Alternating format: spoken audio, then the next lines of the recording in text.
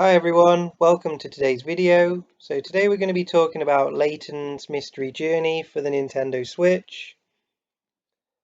I just wanted to kind of play the game and then tell you what I kind of like and dislike about the game. So we're just going to play through a couple of the puzzles. So I'm quite new to the game. I've just got to the clock tower, so about an hour or so into the game, enjoying it so far.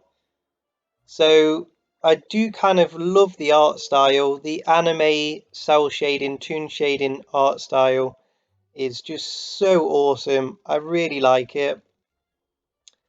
One of the things I don't like about it is how slow the words come across at the bottom. Having to constantly press A all the time to skip the words and the talking. It does get a little bit frustrating. But apart from that, that's probably the one negative that I found so far. And it's quite an easy game to play. You get pointers all the way through the game of what you need to do, and there's also lots of extra stuff on the game as well. So you can see here I've got my little case files, just having a look of what I've done so far.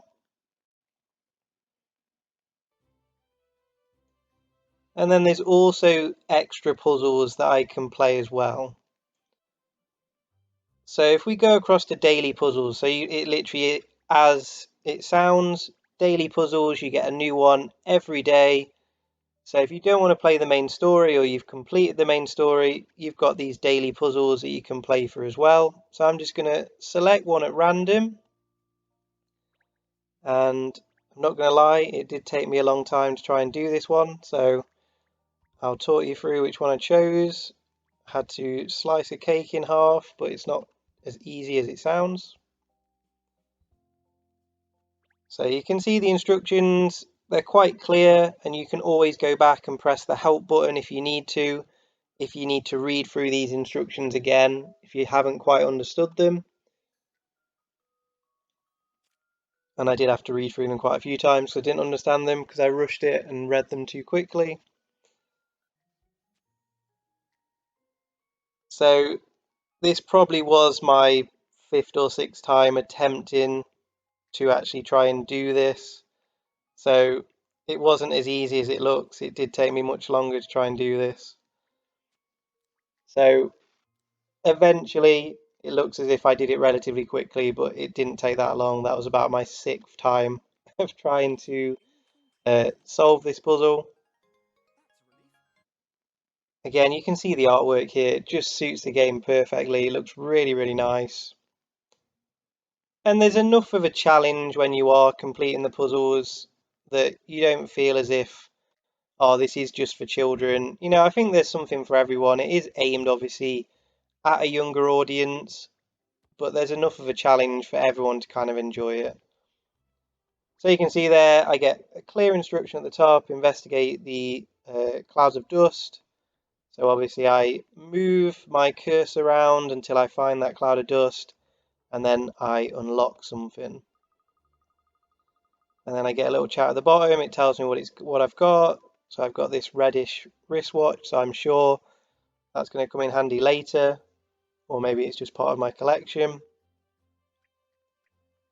And then every time that I find something, the magnifying glass turns orange.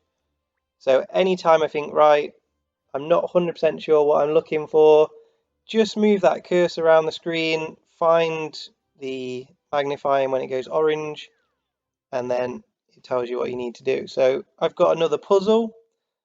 So you can see that left corner of the screen, it's got those little houses, and it's telling me I need to move all of these buildings until I can find these houses. So I found this one relatively simple. They haven't all been like this. I've actually found some really challenging so far. But again, there's something for everyone. There's always little hints you can press, there's help. So if you are really struggling, there's always something you can press.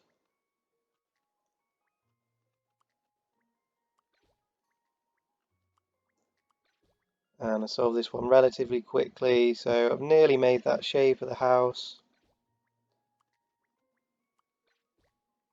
So you don't have to play this for long, you can jump in and out of the game if you want to play for longer sessions. Obviously, you just keep playing through the game.